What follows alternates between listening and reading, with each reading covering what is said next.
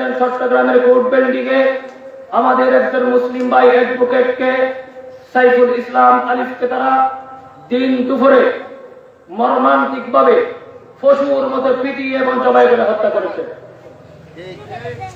আমরা কি দেখেছি চট্টগ্রাম কোর্ট বিল্ডিং এর যে মসজিদ আল বানাহি ফাউন্ডেশন কর্তৃক নির্মিত হয়েছিল সেই সুন্দর সুসজ্জিত সাজানো মসজিদে তারা হামলা করেছে।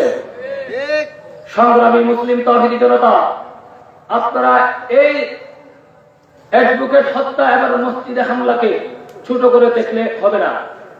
এটি আন্তর্জাতিক ষড়যন্ত্রের একটি অংশ। আজকে কলকাতাতে বাংলাদেশ হাই কমিশনারে উগ্রবাদী হিন্দু স্কলাররা হামলা করে বাংলাদেশ হাই কমিশনারের অফিস তছনছ করে দিয়েছে।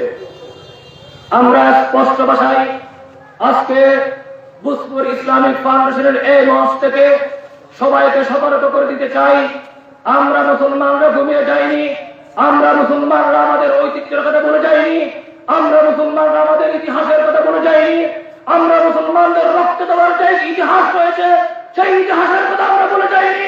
প্রয়োজনে বাংলার সমস্ত মুসলমান ঐক্যবদ্ধ হয়ে আরেকবার রক্ত দিবে, সেই রক্তের বন্যায় বাংলাদেশ থেকে সকল অপশক্তি ধুয়ে মুছে পরিষ্কার হয়ে যাবে।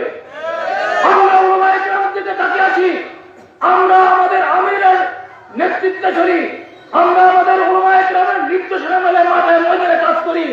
আমাদেরকে যখনই আমাদের ছেড়ে কাজ উলামায়ে কেরামে ডাক দিবে, সকল মতবাদ বলে, সকল মত পার্থক্য বলে, সব কিছু বলে আমরা উলামায়ে কেরামের নেতৃত্বে বাংলাদেশের বিরুদ্ধে, এদেশের তাওহীদি জনতার বিরুদ্ধে, এদেশের মুসলমানদের বিরুদ্ধে, এদেশের মসজিদ মাদ্রাসার বিরুদ্ধে যারা ষড়যন্ত্র করবে তাদেরকে দাঁত ভাঙার জবাব দেওয়ার জন্য আমরা প্রস্তুত রয়েছি। মোহতারাম হাজরিন, সময় সংক্ষিপ্ত, বড় ভাই অপেক্ষা করতেছে। এই মুহূর্তে আমাদের করণীয় হচ্ছে সব ভেদাভেদ বলে আমাদেরকে একতাবদ্ধ থাকতে হবে। কথা ঠিক কিনা? একতাবদ্ধ থাকবো তো ইনশাআল্লাহ। আমাদের পশ্চিম ভূজপুরের দীর্ঘ শত বছরের ইতিহাস রয়েছে। আমরা পশ্চিম ভূজপুরের মানুষ কোন সময় কারো হাতে বিক্রি হয় নাই। আমাদেরকে যখনই মুরব্বীরা ডাক দিয়েছে, আমাদের বিশেষ করে পশ্চিম ভূজপুরের স্বার্থের জন্য আমরা একতাবদ্ধ হয়েছি।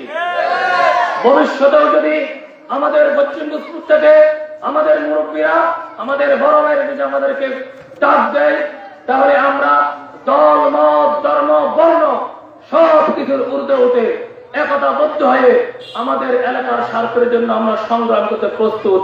ওয়া মা আলাইনা ইল্লাল বালাগ। আসসালামু আলাইকুম ওয়া রাহমাতুল্লাহ।